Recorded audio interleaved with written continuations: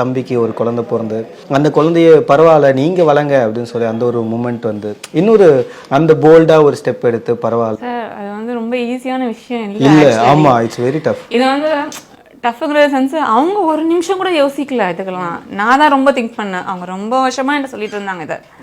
நான் தான் வந்து ஒரே ஃபேமிலியில் இருந்துட்டு நான் எங்களுக்குள்ள அண்டர்ஸ்டாண்டிங் நல்லா இருந்ததுனால அது எங்கேயாவது வீணாக போயிடுமோ அப்படின்னு ஒரு மனசில் பயத்தில் நான் வேண்டாம் வேண்டாம் வேண்டானே அப்படியே இருந்தேன். அதாவது டாக்டர்கிட்ட நான் காமிக்கிறேங்க அவங்க ஸ்ட்ரெஸ் எடுத்து வேண்டாம் இவ்வளோ ஏன் கஷ்டப்படுறீங்க.